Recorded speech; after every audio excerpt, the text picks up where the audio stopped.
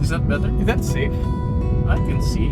Okay. I mean, at least they can see something. Yeah, that's true. Maybe it is better. Oh wait, is this recording? Yeah, it is. All right. So we're trying to see if we're gonna die soon. Maybe not yet. Seems like we're gonna survive this drive after all. Yeah. We will. Yeah. So what were we talking about? I was saying that there were these for the past 2 years, I've been buying books from these Adventist students who come to our office. They sell books and they say it helps subsidize, I think, their tuition. Yeah. It's part of it goes to their school, part of it goes to them. Okay. So they sell, I think, health and wellness books mostly. Last year I bought like fruit juicing book. Like it's just a book about how to juice fruit. Yeah, something like that. Interesting. I never read it, but I mean, it's there in case I decide. Sure, it's not like a manual for a certain fruit juicer. No, it's That'd be funny. It's like a recipe. Okay, book, that's but cute. for fruit juices. That's cute. I'm not sure, maybe even vegetables. Yeah, that's probably. Oh, and then I said this year, just 2 days ago, or was it yesterday? Mm-hmm. I got a Bible stories book for kids, of course. Something that you could just read to kids during bedtime. And there was a New Testament and an Old Testament Did it have pictures? volume. Of course, pictures. But I opted for the Old Testament one because I'm not sure what Adventists think about Jesus. So at least the Old Testament, maybe we have the same historical background. I mean, as far as I know, their view of Jesus is pretty okay. Okay. I'm actually more wary of their Old Testament because I know Adventists actually hold to the Sabbath. Like they keep Sabbath. They even try to keep kosher. That's why you see a lot of Seventh-day Adventists are vegetarian. Like the ones near our places. They have a vegetarian restaurant. It's closed on Saturdays. Although kosher is not. Yeah, it's not. vegetarian. It's not. Okay. But I think it's like a, you know how Part of it. it's like how, you know how Pinoys, we tend to swing a little too far so that we don't have to explain every single detail because most people don't have the patience to Explain what kosher is. Yeah, to explain what it is. So we just play it safe and just be vegetarian. Okay, but How we don't have the patience to explain where to stop whether drinking is sinful. So we just say, just avoid alcohol altogether. Yeah, right. But keeping the Sabbath and observing kosher isn't wrong. Of course not. It's not, unless you equate it to an absolute necessity. And that's where works-based something. I know there are some Adventist groups who do say that. Would they lose their standing before God if They believe that the mark of the beast is Sunday worship. Oh. Yeah, that's the early Adventists. At some point they reformed. Some of them reformed. So that would damn Some of them you. reformed and then they don't believe that anymore, but they still believe in keeping the Sabbath, as in Saturday as the Sabbath, and which is actually kosher. nice. I actually like it. I know in elementary I had a classmate who was Adventist, and then he said what they do before Friday sundown, they cook all their meals for Saturday. Wow. They cook all so that they don't work. I love right? the discipline. Yeah, they cook all their That's meals for nice. Saturday before Friday sundown, and it's the actual day for Sabbath. It's the day Like starts before at sundown. night. Yeah, the day starts sundown Right. and ends. You at can't light a fire. Yeah, you but can't. then you can't go far. Cooking from is your house. working. Cooking is working. It is, So you have to cook all your food before Friday. Oh, that's nice. It's actually respectable, but that's where it gets weird. It gets weird at some point with Adventists. Of course, there's the thing where their classic Seventh-day Adventists believe that Sunday worship is the mark of the beast. Okay. And we can't say everybody thinks that. of course right? not, because I mean there are different but kinds. their of origins Adventists. are a little culty. It starts with a woman named Ellen G. White, Okay. who claimed to have special revelation from the Lord. Do that- all of them subscribe to? I mean, I know she has writings and books. Yes, she does. All of them subscribe to that. Is that central to their theology? It's central to their history, at least. Okay. I don't know to what extent Adventists still hold to all of her teachings, but she is their founder technically. I know there are some who don't really believe all the culty things anymore, because at the end of the day, it's like it started out as something very it was an apocalyptic Oh, book. this is the group of people who always look forward to the second coming. Like That's why okay, they're called Adventists. It's They believe because Ellen G. White prophesied when the second coming of Christ will be, and of course the date passed and she was wrong. That's why they're called Adventists, because she believed that the second advent of Christ will come at a certain date. I forgot, and then of course she was and wrong. some of them were quite obsessed with that. Yeah, of course they were. And That's why they kept Sabbath. That's why they kept kosher, because they believed that the holiness of the Lord must be upon the land as to prepare for the coming of Christ again. Okay, alright. So yeah, it's a very works righteous system. You know, it tried to revive the law which Christ has nailed to the cross. But that's the thing though, I'm not sure to what extent modern Adventists actually still hold to that. Or maybe they have different sects or like Probably, maybe. holding on to different beliefs. But that is interesting though, that those students sell books. It is very interesting. I mean, I admire them for their hard work. And these students, I mean, last year students, I asked details about like where do you go to school, what's your course, things like that. And he gave me answers, and of course later on I actually like did a bit of sleuthing.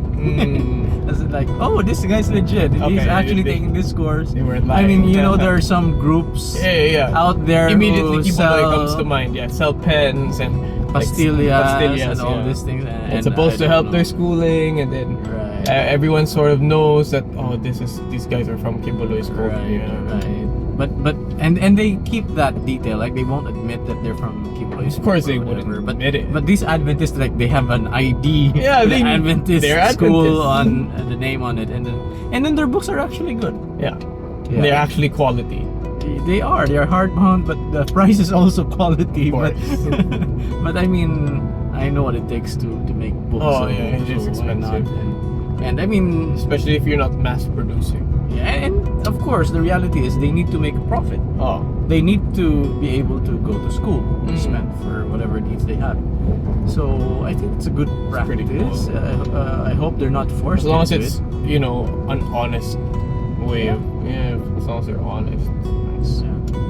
But- Speaking of Seventh-day Adventists, I remember the last time I've been inside a Seventh-day Adventist church was at a wake. Awake. A wake, yeah. A wake. Isn't that funny? It's called a wake, but the person there looks like they're asleep. Because people are staying up staying late. awake, right? They're For some staying reason, I awake. don't know why. Although in Baptists they don't do that, right? They just go to sleep. I don't know. They just stay with the body so that there's someone there. If someone visits during the night. Why would you visit? I don't know. Maybe you heard your longtime friend from long ago died someday, and then you wanted to go visit, but then you're only convenient on the odd hours of the day. So anyway, that was late last year. It was in a Adventist church, and I did see in one of their rooms a picture of Ellen G. White. Oh, Anyway, I was at that wake because there was this lady. like a picture. Yeah, like a picture with her name underneath it, Ellen G. White. Any other pictures? Yeah, right next to her were Because like Jose a Rizal line of- might be there somewhere too. No. It was a bunch of old men. I assume they were her successors. Or whatever. Successors, Okay. not leaders and Uh-huh. Adventists. Anyway, this lady, she was actually our neighbor. Her name was Tita Dawn. Oh, I thought Ellen G. White. No. Okay, Tita Dawn. The lady who died. Her name's Tita Dawn. Okay. She actually had she was actually a businesswoman, entrepreneur. She, as far as I know, she invested in some projects as Tech, or she had some connections in Wait, Tech. come again. What's her name? Dawn. Dawn what? Forgot her last name. I have her business card. I can't help you. Okay, so the reason why I got to know her was because they were neighbors. My grandparents knew them for a long time. Family friends. Tita Dawn was, she was, at the time I wasn't employed, and she offered that she wanted my resume and she wanted to see if she could get me a job. Nice, very helpful lady, isn't she? Yeah, she was nice. She's really chill. I got to talk with her. We actually talked for a bit. She was talking about how there was this project on polychaetes, using it as food in Sifdek at the time. Yeah, we still have that. Yeah, I knew her for only a few months, and she was about to she said she was gonna look for a job for me, and then out of nowhere she just died. What do you mean out of nowhere she just died? No, I don't know. She seemed healthy. Oh, and a few months later, she's dead. I read news but that she wasn't dead. just suddenly found dead. No, of course May not. she rest in peace. Okay, I didn't phrase that right, but I just So, known her for less than a year, and then sad. When was this? last year. Oh, Just last year. And yeah, neighbor where? neighbor in La Paz, just next door neighbor.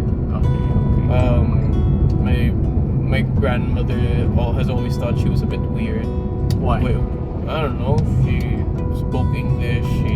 What's She was weird she's about very that? intellectual. You're in the Philippines. The older generation would think that you're weird if you're Okay. Englishero. Okay. She came off as very intellectual. She you know how most people don't really talk about abstract things or ideas. People talk about events, they talk about other people, but they don't talk about ideas. Yeah, I know. Yeah. Well. Tita Dawn talked about ideas. Whoa. She was a nice. It was really nice to talk. And that's she just- both of you. That's both of you. Then she And just- I'm sure she enjoyed talking to you as well. yeah. But well, how old was she? Any idea? I don't know, but she had a very pleasant personality. She seemed like she was such a no nonsense kind of woman. But then her face brightens up when she talks about things that she likes talking about. Oh, she also graduated in Los Baños, UPLB.